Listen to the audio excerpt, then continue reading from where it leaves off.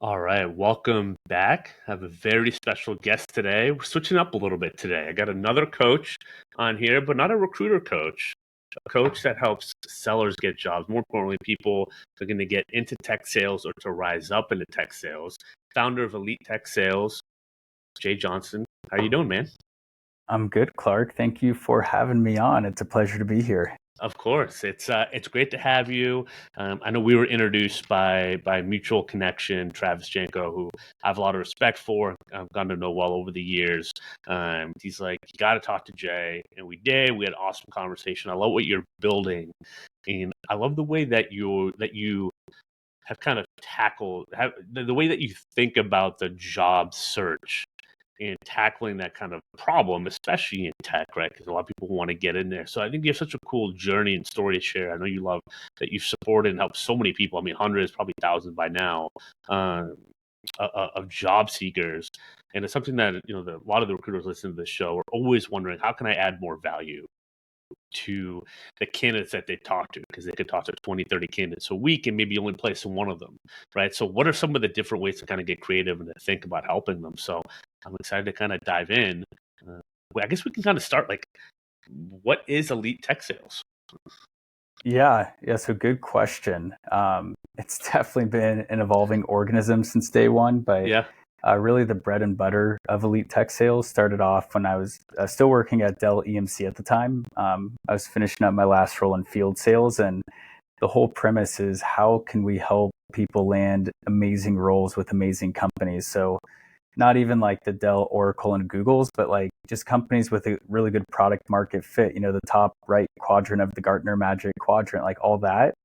And I was always fascinated by that because when I was graduating college, like I had the least monetizable degree. Like I had a bachelor of general studies in communication.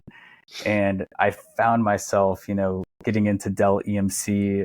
And it was kind of lucky. Like it took me 6 months, 200 interviews, or 200 applications. And I was like, what if I could just like serve my shadow and like just teach people like at a quicker pace how to land these amazing roles? So that, that's really the bread and butter. Like we have myself, amazing coaches who help out, and just like all the experience I gathered advancing 4 roles in 2.5 years at Dell EMC, like just available to anyone. And that's really given us a competitive advantage in terms of not just like helping, but like really making an impact in a lot of young professionals' lives, and not just young, like we even help, VPs, etc. So yeah, started off, really as like core coaching, and now we're getting a lot of momentum into some new product lines that, resonate with some of the stuff you do as well, Clark. So that's the very high level, and definitely a lot of exciting things happening in 2024. I love that. I love that. And I know you got great newsletter, and you post on LinkedIn. I know you're on Twitter or X or whatever anyone wants to call it nowadays, uh, which is super cool in terms of like the way that you're connecting with your audience and with your clients. But I guess let's go back then a little further to kind of your journey. So you mentioned graduating college with general studies communication, which is pretty funny, right? I think a lot of people have that. They graduate, they're like, well, now what? I mean, that's why a lot of listeners, we all fell into recruiting a little bit because of that. I had a sport management degree, got into sports, realized I didn't want to be in sports the rest of my life. And I was like, well, now what? And, got into sales, and then a recruiter called me, and now we're here. I think that's very similar for our audience. But when you talk about the 6 months, the 200 applications, what was that like, right? Like, when did you start realizing, like, hey, there's got to be a more creative way to go attack this? Like, what was kind of that journey like? Yeah, it was really confusing. So yeah, when I first started, it was like, well, maybe my career services can help me, or maybe my career fair is going to have like amazing companies. And like, that was not the case. Like, I went to my career fair and like nothing was there. Like, no big name companies, nothing I was excited about to go work for, 8 hours a day. And I think that's when I just kind of looked to my parents and I'm like, what do I do? And they're like, well, just like start networking with people. And so I'll never forget. My first two interviews were with like some of the largest medical companies in the world. Stryker, if Yep. you're familiar, and then the other, I had a good friend work there. They're based in Orange County. It's called Edwards Life Sciences, major company. And I just remember going in there and just falling flat on my face. And I prepared so much. I thought I had everything dialed. And that's when it hit me. It's like, well, maybe if I'm doing my best and my best isn't good enough, I need to figure out a way to make my best even better. And Yeah. so when I was thinking about that, I actually, after failed interview, I kept thinking to myself, I'm like, let's like put all the resume tips aside and like all that, like what's going to make this seem like the most human experience for someone and just like make me seem differentiated. And that's when I'm like, okay, like let's like not have a black and white resume, but let's not overdo it with like bar or QR codes either. Like let's just find a good middle ground to invoke curiosity. And I remember doing that, adding color. I was putting hobbies on the bottom of my resume because I read somewhere that was like the second place a hiring manager looks. So why not invoke curiosity and let them know I, do CrossFit or Ironmans or was in Sigma Chi fraternity or something. Yeah. And so, yeah, like pretty much each interview was a different variable to the science project. And after failing so many and getting so many repetitions in and like, tweaking my, let's call it go to market to get that one job, that's when I finally reached out to a friend working at Dell EMC about 6 months into it, passed the screening, and they flew me out to Boston to do the interview in person. And I'll never forget all the butterflies in my stomach as I went in for the half day interview in a full suit, full man bun, thinking, what the heck are they going to think of me? And while the journey was tough, that 6 months of, just feedback and dedication and discipline has not just put me in a position to do what I do now, but it helped me advance so many roles when I was at Dell in a short time horizon. So it was not fun, but it does give me a very unique perspective when it comes to what it takes to land jobs that might seem like they're out of your league. It's I resonate with the journey because when I graduated in 2009 now, I had no connections. I wanted to be the next general manager of the Patriots, New England Patriots, like Bill Belichick, right, and coach and all that. But I had no connections. And part of that is I could have probably put a little bit more effort into the 4 years where I was at school, and I somehow graduated in 4 years. But I had to get crafty, right? What was I left with? And at that time, LinkedIn wasn't what it is now, and getting a hold of people at the SEC teams, NFL is harder, right? It's hard on purpose. And so kind of getting creative, and I was able to kind of get first in line to a job with the Florida Gators that was wanted by a lot of people, and I got it because I was kind of first in the door. But one thing that you said was interesting was a couple of things like you've leveraged some of your friend network, and potentially that could have been from the fraternity and all that. But how do you kind of go about teaching people that like how to network, right? Whether it's leveraging the one that they already have that they might not know, or kind of building a new one. Yes, that's a really good question because in an ideal world, we would know everyone, we'd get warm introductions, etc. Yeah. But it's actually really simple. So it's like, where do incentives align? And people are like, what do you mean? It's like, okay, well, if you look at the internal referral commissions or compensation of like a lot of these people who work at these companies, they like, I know some AE roles where they can get up to 18K in stock for referring other AEs to join their company, like really sizable amounts. And so what I say is like, okay, cool. Let's say you don't know anybody. Like you cannot get a warm referral. Like how do you cold outbound and get a warm referral? Easy. It's like you get what? I think right now 75 connections on LinkedIn a week. Figure out the companies that you want to get a job with. Send connection requests to those people working in the roles. Like if you want to be an SDR at a tech company, like reach out to some SDRs, reach out to some AEs. And once you send a connection request, it's sales 101. It's, show empathy, ask to set up a call, have the CTA, hey, are you free for 5 minutes? Would love to learn about your experience working at Nutanix or Rubrik or Dell. And then on the call, like typically we have people go on the call and they'll be like, hey, like I've had a great conversation with you. I saw there was a job opening. Would you be willing to give me a referral? Almost always works. Or I've even had this happen with people that we coach is they'll go in and be like, hey, like, do you know the hiring manager for this role? They're like, oh yeah, I actually went through like our sales program with them. Let me shoot them a Slack right now. So a lot of times, like what I notice in our coaching and stuff like that is people just aren't used to like selling themselves. Like they're really good at selling products and everything, but they just don't know how to sell themselves. And that's like one of the biggest, bridges that we gap is we're just like, hey, like we're going to teach you how to answer all the questions flawlessly. We're going to teach you how to create your own warmth. Like who cares if like you don't have a big network? Like let's go make one. Like who's going to stop us? I love that attitude so much. That's exactly the principles, I think the thinking, the mindset we teach at Digital Recruiter, right? People come to us, how do I get leads? How do I get better clients? It's like, well, we got to just start putting yourself out there. And it doesn't have to be a version of yourself that needs to go viral or anything. It doesn't matter. It takes, in recruiting, maybe one great client can make your year, maybe 3, maybe 5. Same thing, the process you're talking about. One connection could get the job, and that's all you need, right?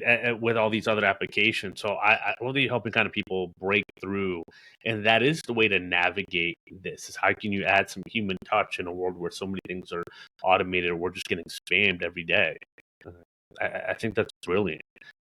What would you say to people when because you mentioned a couple friends, like how did you approach like the person that worked at Dell, right? That when you know someone, does your approach change, or how does it change, or what's your approach when you kind of know someone? Because sometimes that can be scarier, right?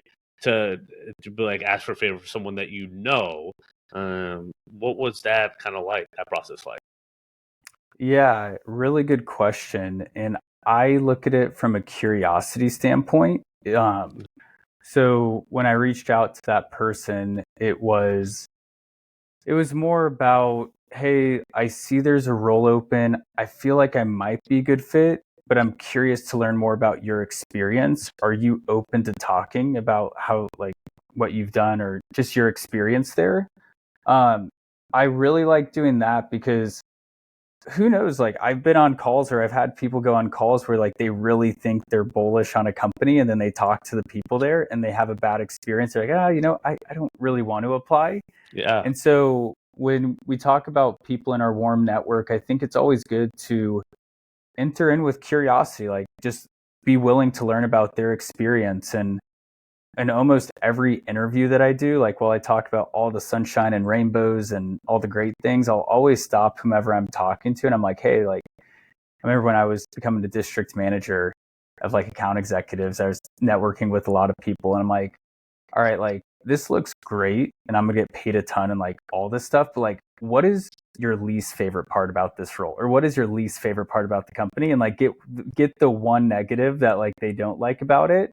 But just entering the frame of that conversation with curiosity, then like, hey, I need you to like slide this piece of paper over for me, always goes further and always keeps like myself or whomever I'm working with just more informed of what they're actually getting themselves into. I mean, you're saying all the right work. I mean, the curiosity, the empathy piece. I mean, I know you haven't been into the agency recruiting world yet. I know some people have talked to you about it, but I mean, you're gonna knock it out of the park the day that you do decide to get into our crazy world over here, because it's all the exact things that you have to do.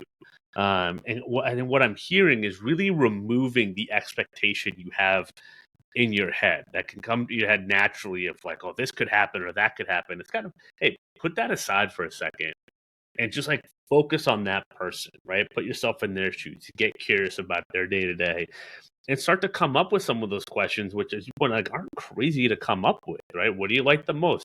What's maybe the least favorite act, and all that. And to the people that already know you, well, they'll probably give you that like least favorite part of their job a little bit more willingly. So it's almost kind of a way to reframe it. Kind of what I'm hearing is just like focus on that person versus focusing on yourself.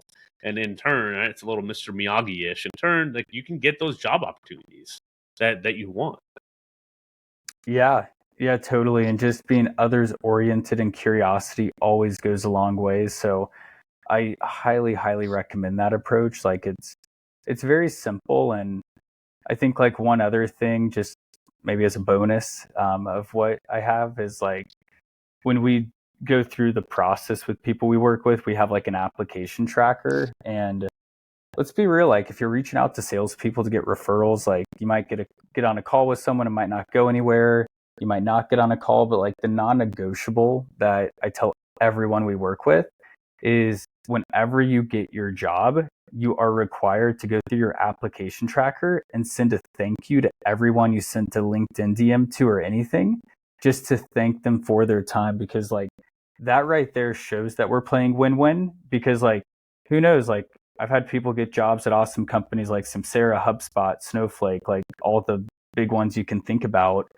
And just by like reaching out to thank people who didn't even reply, it goes to show you weren't just being like transactional with wanting to get a referral, but like who knows, maybe that person you reached out to is like in a bad part of their life, but they now want to go to like Snowflake and you've worked there for 2 years now and they don't feel awkward messaging you back because you took the initiative, even though they didn't respond, just to send like a thank you for reading my message and not replying to me. Like just playing win-win in every relationship you have in your life. I love that.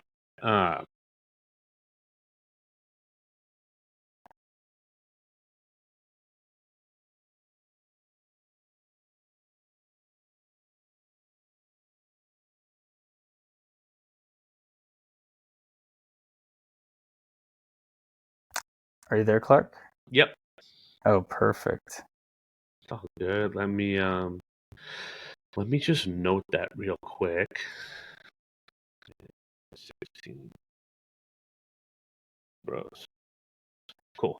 It just froze for a second. I won't well, I can stop it and restart it, but they can cut it out too. Yeah. That's totally fine. All right, we'll get back into it.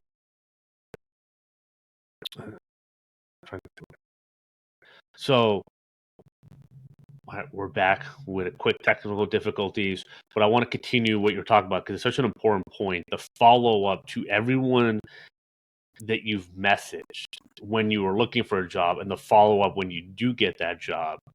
But I love that. And what impact has that had on, like, I mean, have you heard stories or messages or replies that your clients have gotten from sending that follow-up message after they got hired?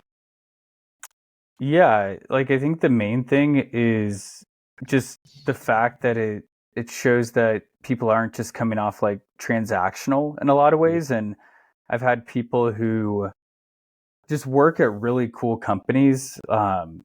For a while, like we really were working with a lot of like SDR candidates at one point, and it's so interesting because some of these SDRs have never worked at like a sales role in their life, and so they were just, some of them were just networking and curious, like, oh, what's it like to work at HubSpot? What's it like to work at Shopify?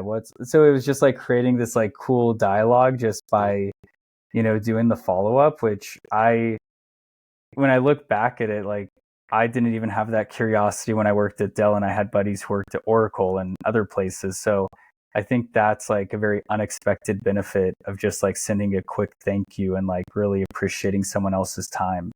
Yeah, absolutely. I love that. And there are ways to automate that piece of it if, people want to, using like, you Dripify or anything like that, right? If you sent out 300 messages, it could be a little tedious to go through that one-on-one or one by one, excuse me. So there are some ways to do that. And but I love that as just a follow-up touch point because you never know. I always think about that in terms of recruiting and agency recruiting. I mean, just those follow-ups, those notes, just checking in to check in without, again, the expectation that you're going to get something. A lot of time in our world, it's just like, well, they got this message that they're not hiring right now, or they're looking for a job right now, and someone will be bummed out. I'm like, well, you got to reply. And that person's the VP of sales at this company. Like, get on the phone with them, see how you can kind of help them navigate their job search. Because to your point, it's a scary time, right? No matter what, whether you're a recent grad or you got laid off or whatever, like everyone's kind of trying to like they know the way they hear about how you're supposed to apply for jobs versus what actually works. Right. And us as recruiters or you kind of being in the weeds and now coaching, like you do know what's worked because you've proven it. So that people just need to kind of hear that. And then even a quick follow up, it's kind of a nice, like, oh, all right. Like there is a little bit more of that interaction. And if you post content or anything like that, like you just build that goodwill for the long term. Mm-hmm. I could not agree more. Yeah. So I want to talk about maybe like even the LinkedIn piece. I think it's a good segue. So you've been posting consistent content. I know you got some collateral that you give, job seekers that they can opt in on. Talk to me about and talk to us, I guess, how has LinkedIn kind of impacted your business journey with elite tech sales? Yeah, LinkedIn has been amazing. I mean, just from, a business 101 perspective and like opening up marketing, it's like, okay, where does my audience live? It's like, okay, LinkedIn. Like Yeah. everyone looking for jobs is on LinkedIn. And I will say, like, it was pretty risky, like, not externally, but like internally in my head when I started posting on LinkedIn like 9 months ago. I'm like, oh, what are people gonna think? But the reframe of like how much value I'm able to offer has like really been rewarded by how many people we've been able to help. That was like a big reason I started Elite Tech Sales. Is there was this big opportunity in the market where and I don't even like using this word, but there were all these like tech boot camps per se going on. And I just remember looking up all the founders of these boot camps. And I'm like, okay, like none of these founders like have worked at a big company or had like a lot of success in a short period. Yet they're like doing these like very high priced boot camps and like posting about it. I was like, this is like a really big opportunity for someone who's been a player and a coach to like post legitimate content about what's been going on. Yeah. And it just seemed like the perfect opportunity to bust into the market. And I remember like the first few weeks I was gaining hundreds, thousands of followers, and I took my foot off the gas for a little. I've been, doing a few leadership conferences and stuff like that. I also have like different sources of lead gen, but I would say in the past week, I've put a lot more emphasis back on LinkedIn. And no matter, I would say every time I do put that energy back into LinkedIn, it always pays off. So yeah, like at first very, risky internally, but the impact I've been able to make in such a short period is absolutely crazy. I love that. Something I hear again often, and it's when someone realizes the key word that you said, which is what's the value that I have to offer in the market? And once you get away from, oh, it's scary to post, to, well, what value do I have that I feel like people like need to know about? Because you did have your own journey, your own experience, and you got to Dell, and yeah, you were there 4 years, so you're still on the younger side of your career, but it's still in this decade, right, which is super culturally relevant. And there's a lot of people that haven't navigated the journey that you've navigated. And I felt the same way. I mean, at Aerotech, it's not like I was the top performer in the region or anything like that on the sales. It's a huge company, but all the fundamentals, some of the ratings I got from my clients, promoting my people, like my recruiters, it was just like, well, this is what I know really well. This is what I did really well. I can talk about that stuff on there, in terms of kind of hitting, in terms of, certain things that happened or I was on the track to hit there, but I was like, I want to do my own thing. It's just like knowing your lane. If you know your lane, there's a ton of value because there's people that want to know what your lane is, right? And that's going to add to their own journey, to their own lane. Was there like a certain mark or time frame that hit? Was it like a weekend, a couple months in? Like when did you start to when did you get over that hump of like, all right, I got to post and like I got to just get the stuff out there? Yeah, I actually remember this pretty vividly. So it was, I left Dell August 2023, and I think I'd been working on elite tech sales while I was at Dell for a bit, and it was like the classic, and I think you've seen this a little with my business, Clark, but like I'm very operationally sound. That's like why I've had a lot of success at Dell. But like my Achilles was like lead generation and like all that fun stuff. So I just remember like leaving Dell. I was like, okay, I can't like hide anymore and just like bury myself in the ops every day. Like, let's go out and like really make a dent. So it was, yeah, about 1 month in, it might have been like mid-September, like September 16th. I remember hitting like post on my first LinkedIn thing that wasn't just like a job update. Yeah.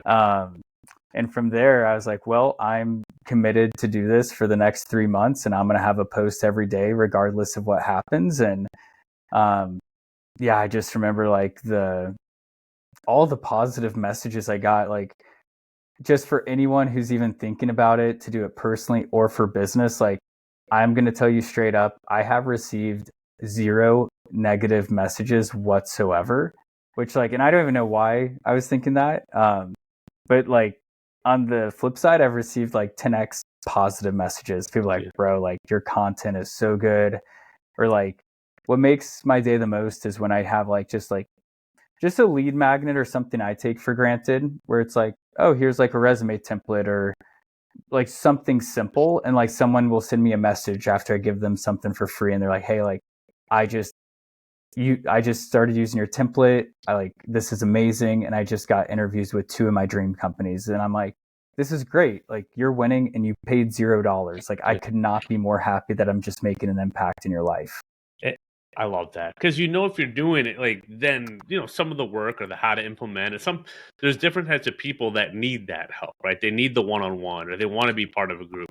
And there's some people that all they could do at that moment is the free template, but that's how they get to know you, right? And you have that impact. And so I love that approach. I love the attitude. I feel the same way in terms of and I've experienced the same, like so many positive messages. Literally the one negative is I had someone I reached out to as a connection request. That's all I did.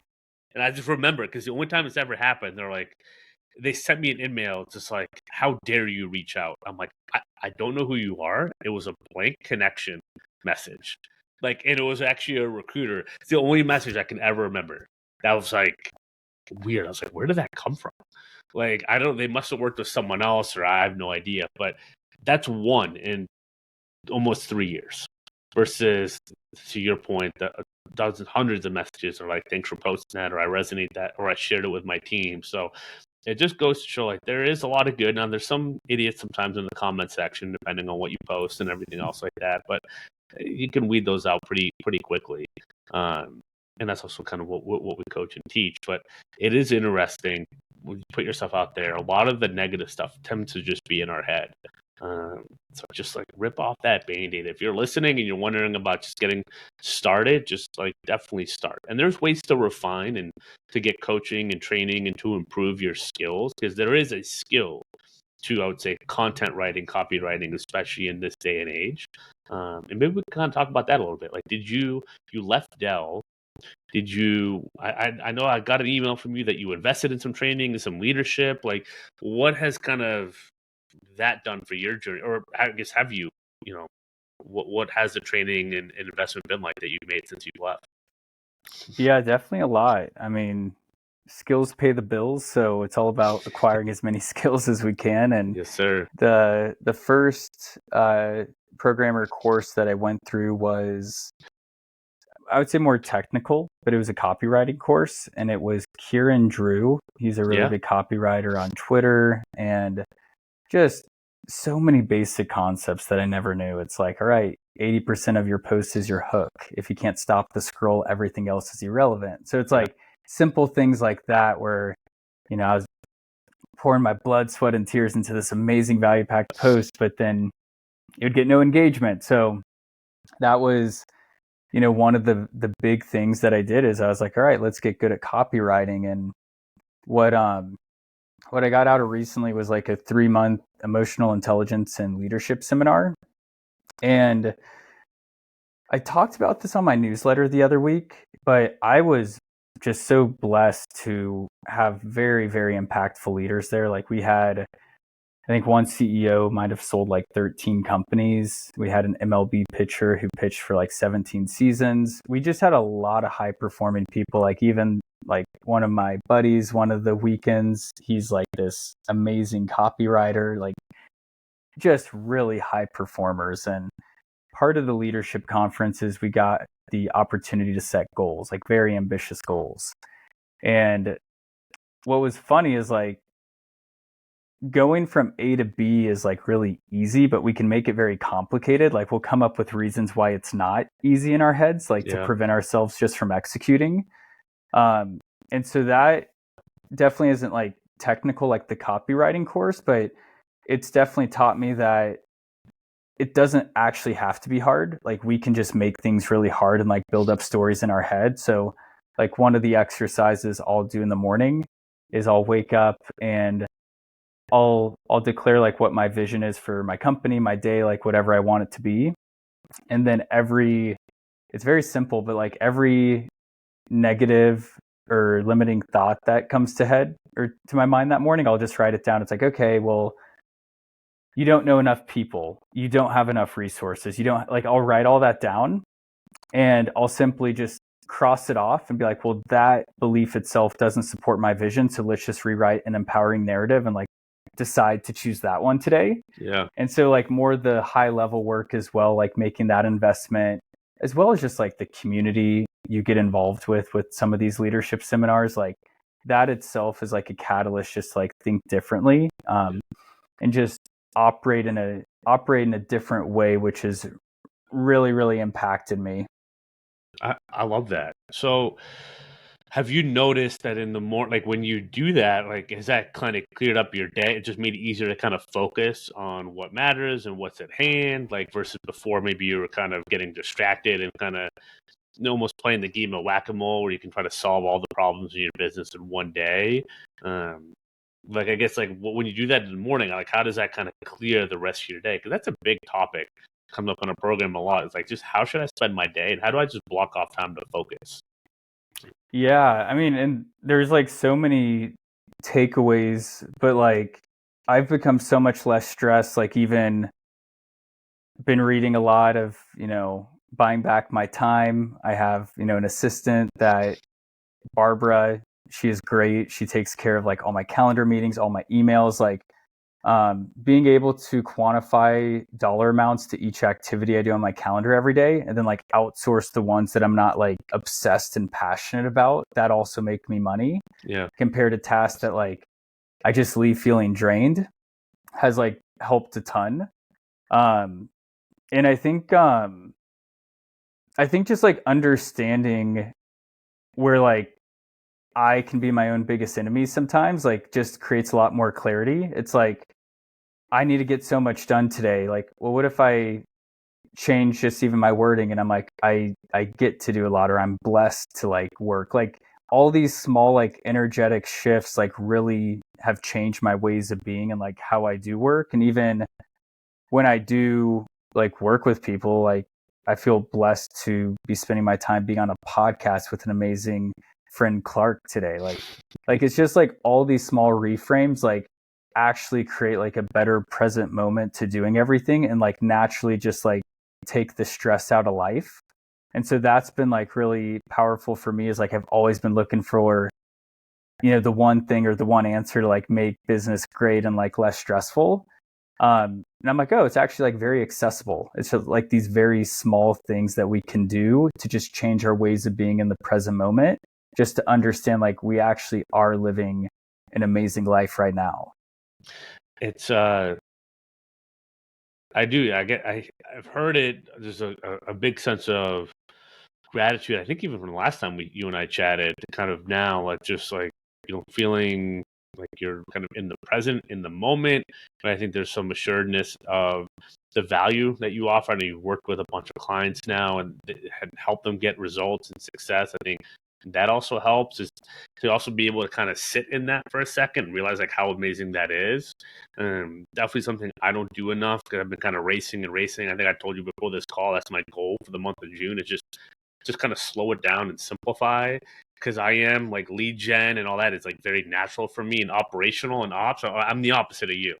And so it's like I just can get on so many calls and stuff like this and not slow down. Like, what is actually happening? What is the impact? And as you said, what I get the opportunity to do this and get the opportunity to have sales calls and client calls. And I've had like those moments, but I think with maybe family and a new son and all that. I mean, as I told you before the call, like you've been inspiring me, like looking at your LinkedIn page, your website. I'm like, just like simplify. Like, I know how hard that stuff is, but like that is what matters. And I think you have a really good grasp on what is moving the needle, like what levers you need to push and pull that are actually going to accelerate this thing and progress it to where you want it to go.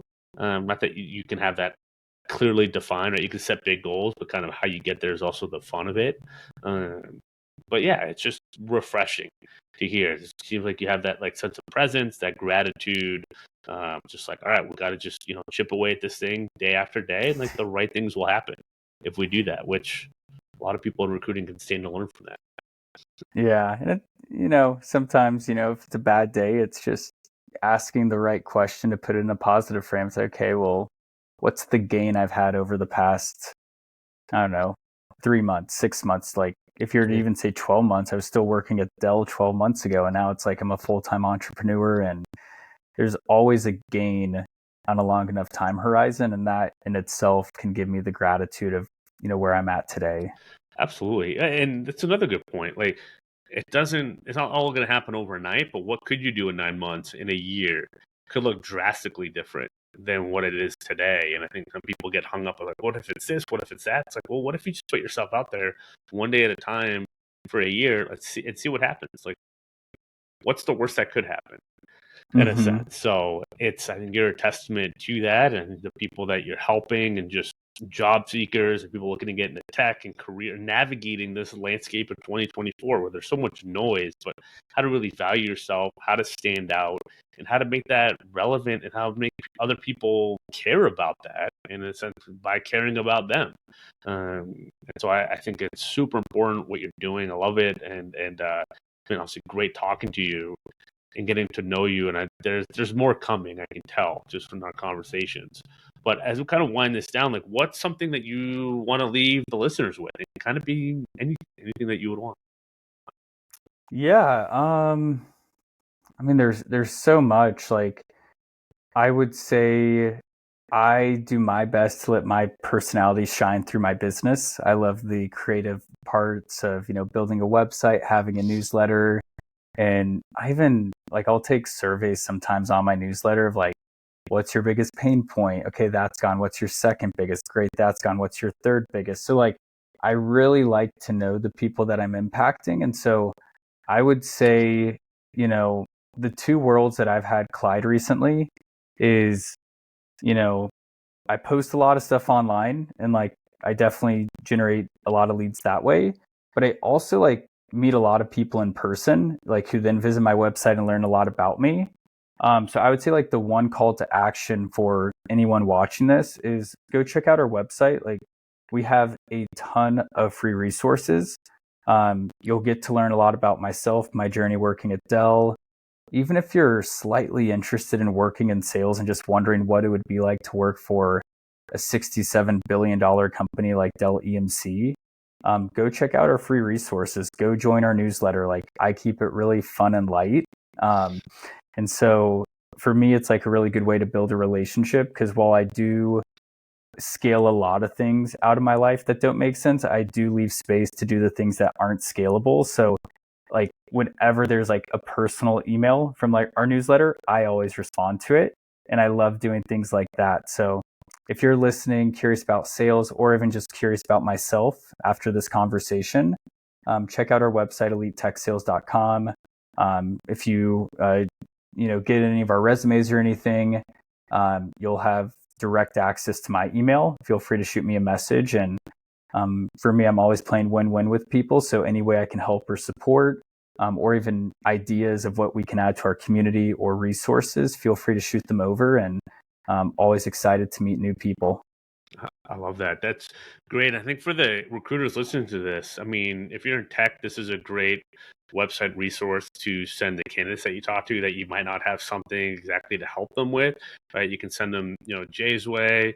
You can follow him on LinkedIn, follow him on X. We'll have the links to the socials on the episode page.